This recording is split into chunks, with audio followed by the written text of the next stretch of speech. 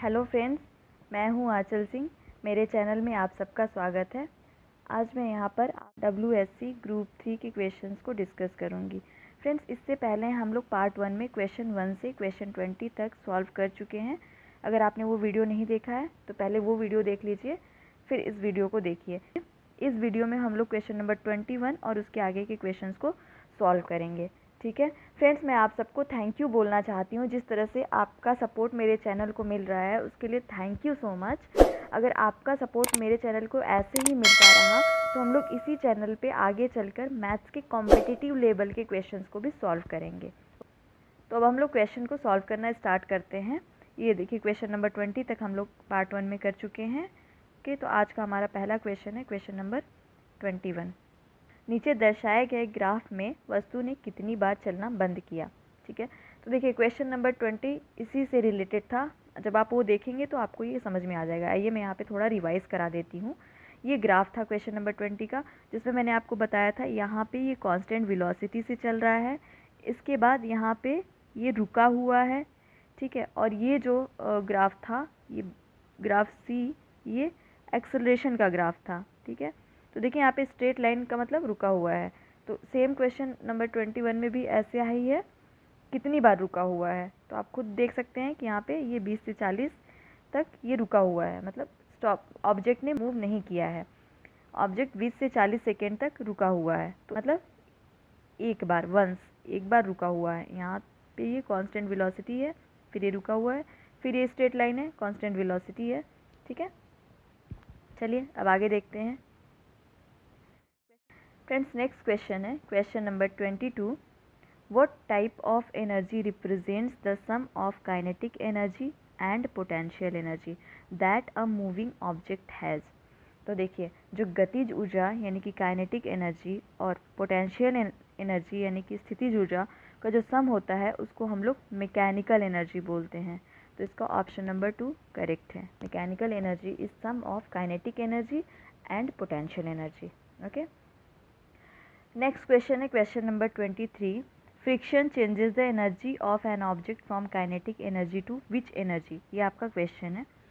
तो देखिए इसका एग्जांपल लीजिए। आप एक बॉल लीजिए, ठीक है, बॉल को फर्श पे रगड़िए 10 बार और देखेंगे कि ये सरफेस गर्म हो जाती है। क्यों? फ्रिक्शन की वजह से। इन दोनों के बीच में फ्रिक्शन है और फ्रिक्शन की वजह से जो काइनेटिक एनर्जी है वो हीट एनर्जी में बदल जाती है। ठीक है, आप इसका एग्जांपल ये भी कह सकते हैं, जब ठंडी होती है तो हम लोग अपने दोनों हाथों को रब करते हैं। ठीक है, जब हम लोग हाथ को रब करते हैं तो उसमें मूवमेंट होता है, मतलब वहाँ पे काइनेटिक एनर्जी होती है और हाथों के बीच फ्रिक्शन होता है। इसकी वजह से हमारे हाथ गर्म हो जाते हैं, क्योंकि फ्रिक्शन जो होता है वो हीट एनर्जी में कन्वर्ट हो जाता है। नेक्स्ट क्वेश्चन है क्वेश्चन नंबर 24।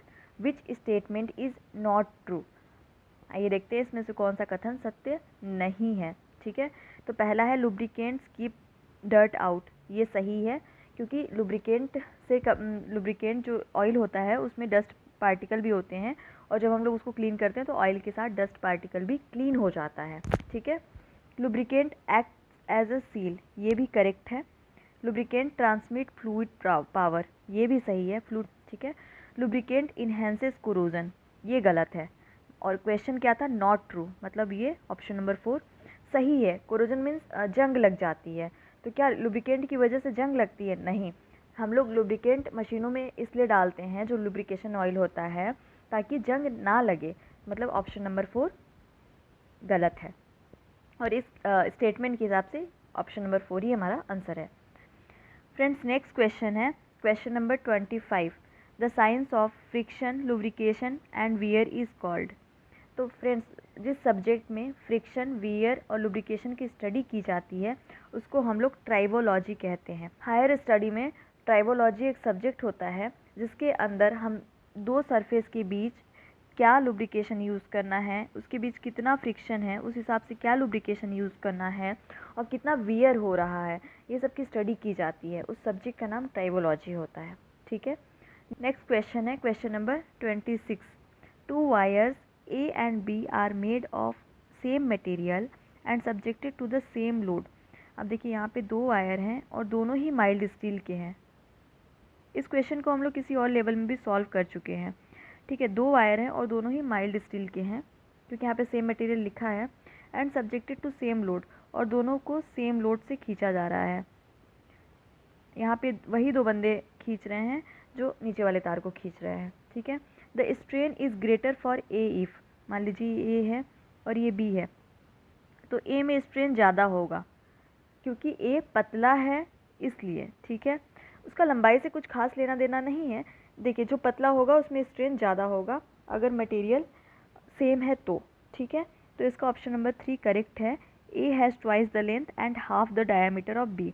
ये इम्पॉर्टेंट है, ये हो या ना हो उससे फ़र्क नहीं पड़ेगा। अगर ये दोनों सेम लंबाई के भी हैं तो भी इसमें स्ट्रेन ज़्यादा होगा, और ये अगर डबल लंबाई का भी है तो भी इसमें ए में ही स्ट्रेन ज़्यादा होगा। तो ये होना ज़रूरी है, जिसका डायामीटर कम होगा उसमें स्ट्रेन ज़्यादा होगा। देखिए फ्रेंड्स, स्ट्रेन क्या होता है, change in length upon total length. मतलब यहाँ पे एक तार है, ये एक तार है और ये एक रॉड है, ठीक है।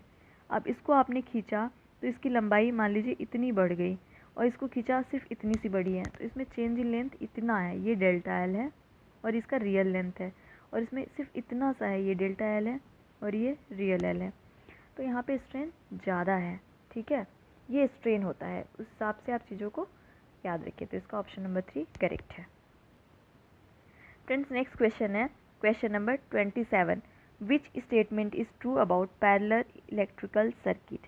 ये पैरेलल इलेक्ट्रिक सर्किट है, इसमें देखिए रेजिस्टेंस R1, R2 और R3 है। अब यहाँ से करंट आई गई, ये थोड़ा इधर चली जाएगी, करंट आई, फिर यहाँ से थोड़ी सी करंट निकल गई, मान लीजिए उसका अमाउंट, उसको हम लोग I2 बोल रहे हैं, ये I1 है, और लास्ट में बची हुई करंट जो है वो I3 है। यहाँ से गई, फिर वापस यहाँ पे आके सारा ऐड हो जाएगा, यहाँ पे I1 plus I2 plus I3 वापस आ जाएगी, ठीक है। ऐसा होता है। और वोल्टेज क्या होता है, वोल्टेज कांस्टेंट होता है। यहाँ पे भी वोल्टेज V होगा, यहाँ पे भी V होगा, और यहाँ पे भी V होगा। मतलब इन दोनों पॉइंट्स हैं, इनके अक्रॉस जो वोल्टेज होगा वो V होगा, ठीक है। देखिए the current against each component add up, ये ऑप्शन नंबर 3 करेक्ट है। जो ईच कंपोनेंट के अक्रॉस जो करंट है वो ऐड हो जाएगी। देखिए यहाँ पे I1, I2 और I3 ऐड हो रही है, end voltage remain the same, और वोल्टेज सेम रहेगा, मतलब ऑप्शन नंबर 3 इसका करेक्ट है। फ्रेंड्स नेक्स्ट क्वेश्चन है क्वेश्चन नंबर 28। देखिए मैं आपको क्वेश्चन नंबर 28 और क्वेश्चन नंबर 29 के लिए कॉन्सेप्ट को बताती हूँ, वो सोलेनाइड से रिलेटेड है। सोलेनाइड कुछ नहीं होता है, जब हम लोग वायर को इस तरह से कॉइल के फॉर्म में टर्न कर देते हैं तो इसको हम लोग सोलेनाइड बोलते हैं, ठीक है। और जब इसके अक्रॉस करंट फ्लो होती है, ये हमने पावर सप्लाई दी, करंट फ्लो हुआ, तो यहाँ पे मैग्नेटिक फील्ड प्रोड्यूस होती है, मैग्नेटिक फील्ड प्रोड्यूस होती है कॉइल में, ठीक है। और जब हम लोग इसमें आयरन रॉड रखते हैं तो ये मैग्नेटिक फील्ड स्ट्रॉन्ग हो जाती है। ये आयरन है, इसको कहीं पे कोर, कहीं पे किल, कहीं पे आयरन, कुछ भी कहा जा सकता है। इससे जो मैग्नेटिक फील्ड होती है वो और ज़्यादा इंक्रीज़ हो जाती है। आपको इतने कॉन्सेप्ट को अगर आप समझ गए हैं तो आप क्वेश्चन नंबर 28 और क्वेश्चन नंबर 29 को इजीली सॉल्व कर लेंगे। चलिए देखते हैं क्वेश्चन नंबर 28 क्या कह रहा है। What happens to the magnetic field when an iron rod is placed in the solenoid, the field greatly increases. मैंने आपको बताया यहाँ पे हम लोग आयरन रॉड रखेंगे तो मैग्नेटिक फील्ड इंक्रीज कर जाएगी, सही है, मतलब ऑप्शन नंबर 1 करेक्ट है, ठीक है। क्वेश्चन नंबर 29 है what is most likely to happen when the switch is closed.